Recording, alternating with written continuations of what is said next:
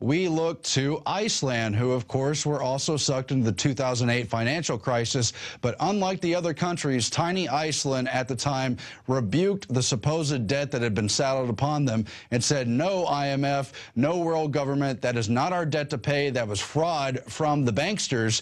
And in an ongoing account, they investigated, then prosecuted the bankers who were responsible for that fraud. Now those banksters have been jailed. It's in Reuters that the executives at the collapsed Iceland bank were jailed for fraud.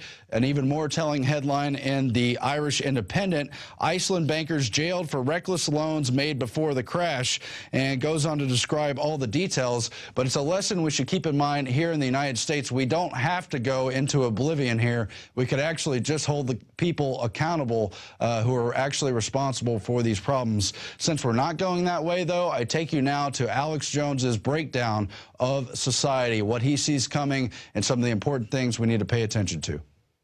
We've got an incredibly important news alert tonight for all freedom lovers out there. Tyranny is just going absolutely crazy.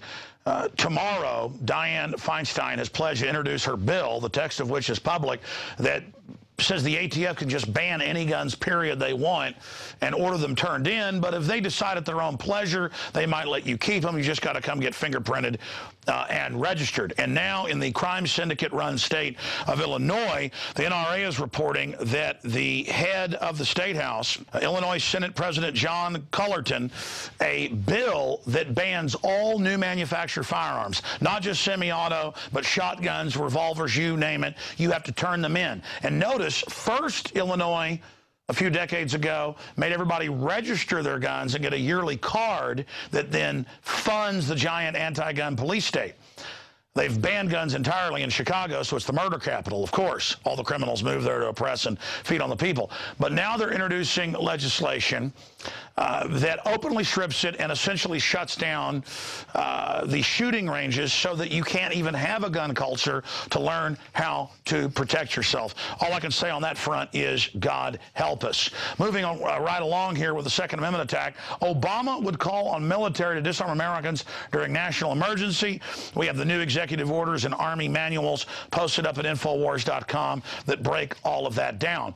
Now, shifting gears into other areas where we see freedom under attack, all over the country, these big tyrannical medical companies are ordering their nurses and people that work in the cafeteria, you name it, to take the deadly hepatitis shot, which is only there if you're an intravenous drug user or prostitute.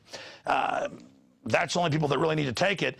They're ordering them all to take it outside of law, and now more and more going to people that come to the hospital and saying, it's the law, you've got to take the shot.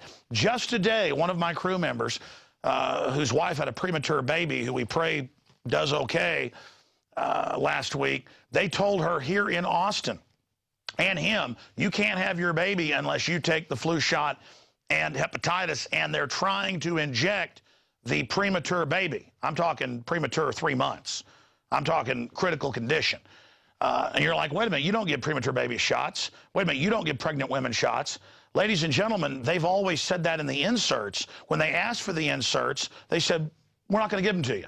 So this country is plunging into tyranny. And in the Soviet Union and Nazi Germany, they used the medical system because of its, quote, authority as the first place to introduce eugenics. So we've got to stand against that. Nurses that are being fired now for not taking the shots need to sue. We need to get involved legally, because the globalists are trying to set the precedent to forcibly inoculate people, not just here, but all over the world. Now moving on to the big tyranny of the day. Sandwiched in between the medical tyranny and the gun tyranny, trying to take our guns, we have the fiscal cliff, and it's being reported for every $1 in spending cuts, because the globalists want to bankrupt us, there's $41 in tax increases. And guess what, ladies and gentlemen? That's right. Senate passes deal means higher taxes on 77% of households, even though Obama, we're going to play a clip of that here in a moment, pledged to never raise taxes on people making below $250,000 a year. Under this, people making $50,000 a year are going to get tax increases, and that's even out of the socialist Bloomberg. And I can make a firm pledge.